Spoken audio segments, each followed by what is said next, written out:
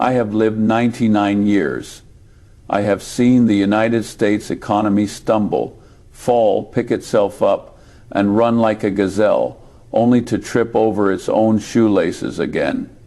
I've seen wars, I've seen peace, I've seen inflation that would make your eyes water, and I've seen prosperity that made fools feel like kings.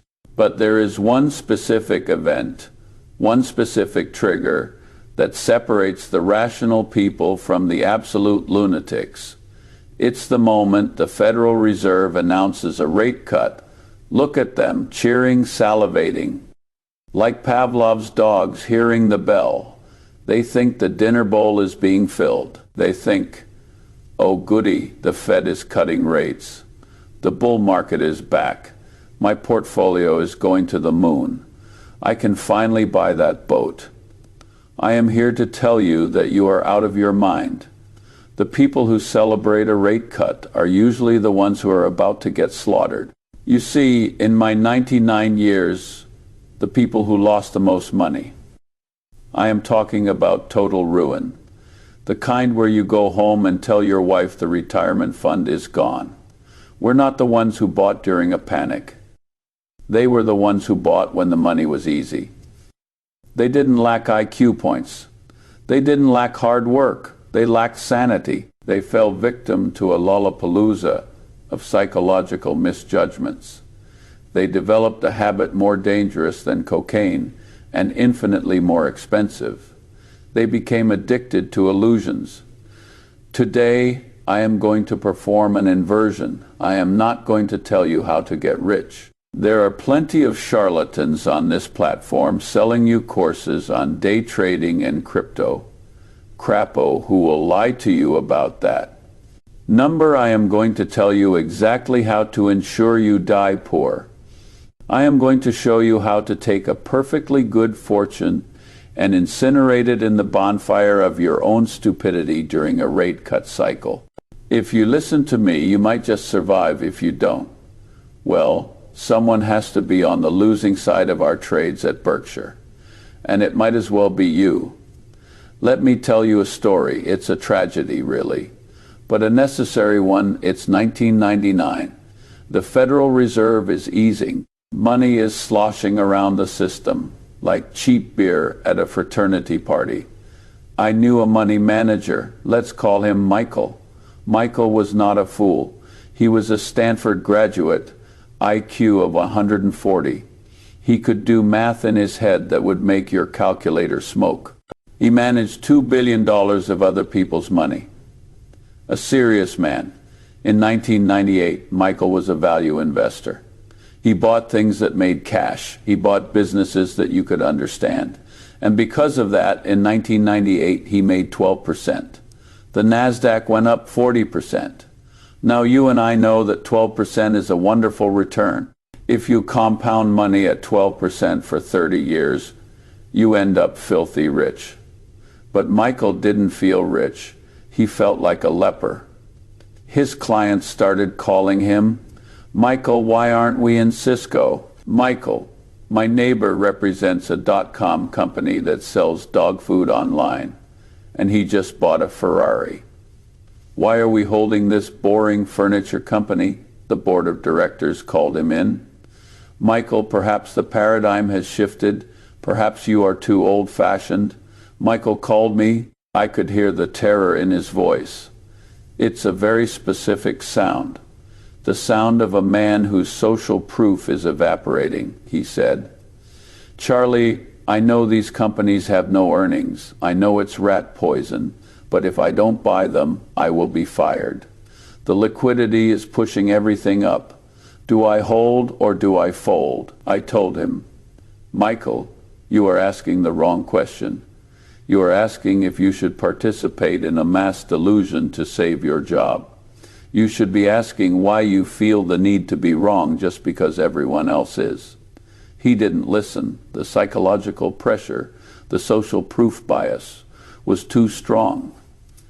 3 months later, he capitulated. He bought the hype, and for 6 months, he looked like a god. His fund went up 80%. He was the toast of the town. He probably thought, old Charlie Munger is senile. He doesn't get the new economy. Then came March 2000. The bubble didn't just leak, it burst. The liquidity dried up. His fund lost 70% in 90 days.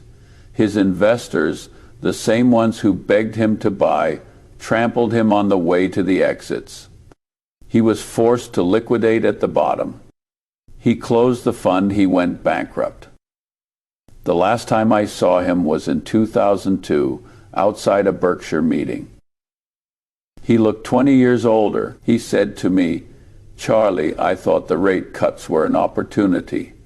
I thought the liquidity meant safety." I looked at him and said, "No, Michael, the rate cuts were not an opportunity. They were a test, and you failed." Now, why is this so hard for brilliant people to understand? It's because of what I call the three illusions of the easing cycle. When the Fed cuts rates, they aren't fixing the economy. They are administering a drug. And like any drug, it creates hallucinations. If you want to be like Michael, believe the hallucinations. If you want to be rich, wake up. Let's dissect this frog. The first hallucination is the illusion of wealth. This is the most pernicious one because it feels so good. The Fed cuts rates. Suddenly, your house is worth more. Your stock portfolio is up 30%.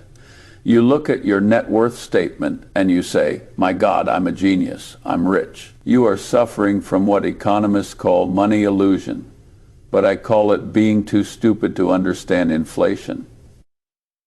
In the 1970s, I saw men who bought bonds yielding 10%. They thought they had secured a king's ransom. 10% risk-free, they shouted. But inflation was 15%. They were paying the government for the privilege of holding their money. They were getting poorer by 5% a year. But because the nominal number was positive, they felt good. It was idiocy. When rates drop and assets inflate, everything goes up. Your portfolio goes up, but so does the price of a hamburger. So does the price of a dentist appointment. So does the price of a decent house in a safe neighborhood. If your stocks double, but the currency you are measuring them in is debased by half, you haven't made a dime. You have just run in place while sweating profusely. The Fed is printing money. They are sprinkling fairy dust on the economy. And you are there, catching the dust in your mouth, thinking it is protein. It's not. It's empty calories. Ask yourself this. If I gave you $1 trillion of Zimbabwean currency, would you be excited? Number, because you can't buy a roll of toilet paper with it. Yet, when the Fed pumps liquidity, you celebrate the changing of the numbers on the screen. Do not confuse a bull market with a debasement of the currency. One is growth, the other is a lie. The second hallucination is the illusion of competence. This is where the ego comes in to kill you. In a rate cut cycle, everything floats. You can buy a company that makes digital pet rocks, and it will go up. You can buy a coin named after a dog, and it will go up. And what happens to the human brain when it is rewarded for doing something stupid? You click the mouse. You buy garbage company, the stock goes up.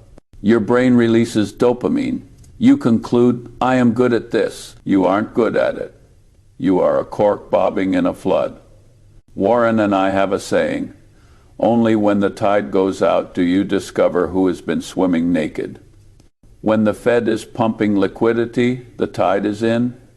Everyone looks like an Olympic swimmer. I saw this in 2008. For 2 years prior, every taxi driver and dentist was a real estate mogul.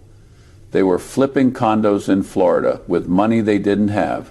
They thought they had discovered a secret sauce. Real estate never goes down. They said, I have leverage, they said. Then the tide went out. And suddenly, we saw a lot of naked people. It wasn't pretty. True investing skill is not making money when the Fed is handing it out. A trained monkey can make money in a bull market. True skill is not losing money when the music stops.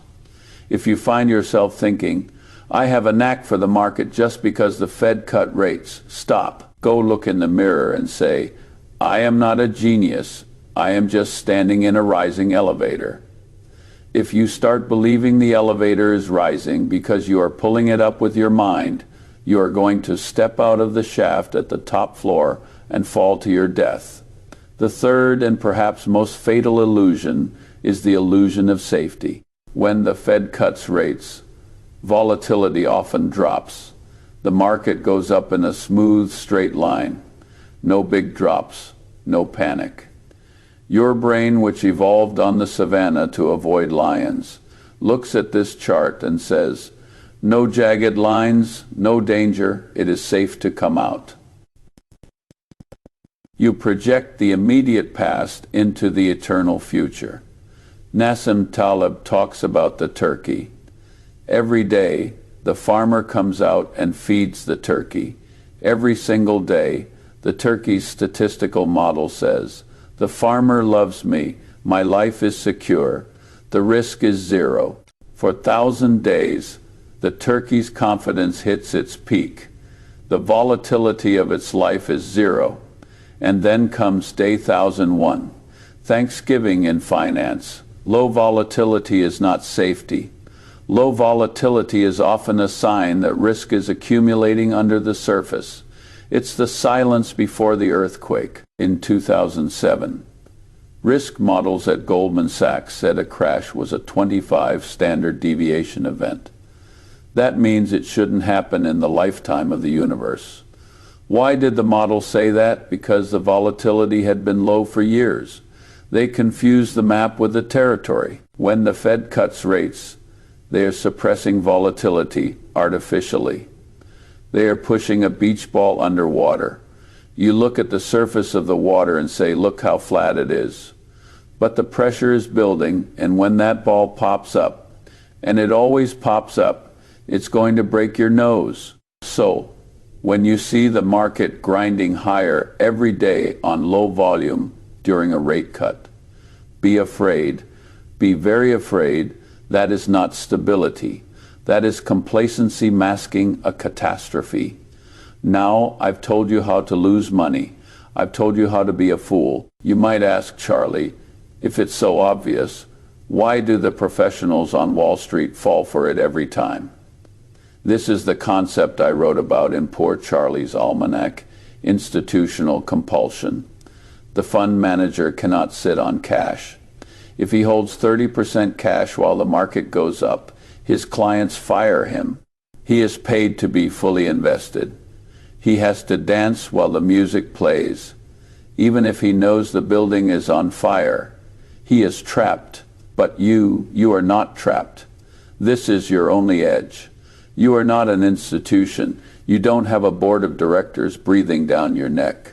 You don't have quarterly reports to file. You can engage in the one thing Wall Street cannot do. Time arbitrage. Most people try to do space arbitrage. They try to be faster than the other guy. Buy this, sell that. High frequency trading. That is a game for losers. You are picking up pennies in front of a steamroller. Time arbitrage is different. Time arbitrage is the ability to do absolutely nothing for 5 years. It is the ability to look at a rate cut cycle, see the insanity, see the valuations disconnected from reality, and say, I pass.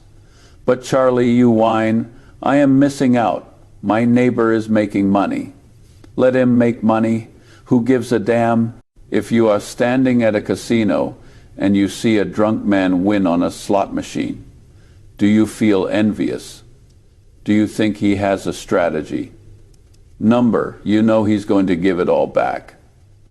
In 2008, Warren and I sat on $40 billion of cash. We were ridiculed. Buffett is washed up, they said. Munger is too old. We waited. We waited until the panic was absolute. We waited until the illusions shattered. And when the Michaels of the world were forced to sell, we bought. We bought General Electric. We bought Goldman Sachs. We bought Wells Fargo. We bought them for pennies on the dollar. We didn't buy because the Fed cut rates. We bought because the price was below the value. The gravity of interest rates. Warren wrote about this. Interest rates are to asset prices what gravity is to matter. If rates are zero, assets float to the moon, but gravity always returns. If you buy when gravity is turned off, you will be crushed when it turns back on. So, here is the prescription. It is bitter medicine, but it will cure you of your poverty. 1. Ignore the Fed. Stop watching the press conferences. It is theater. 2. Invert the herd. When they are euphoric about liquidity, you should be terrified. When they are terrified of the crash, you should be interested. 3. Sit on your ass. It is the hardest thing to do in investing. The big money is not in the buying and selling, but in the waiting. You are living in a time of great stupidity, a time where people think money can be printed without consequence, a time where people think risk has been abolished by bureaucrats in Washington. Do not join them in their delusion. Be cynical, be patient, be rational, and for God's sake, stop buying things just because the graph is green.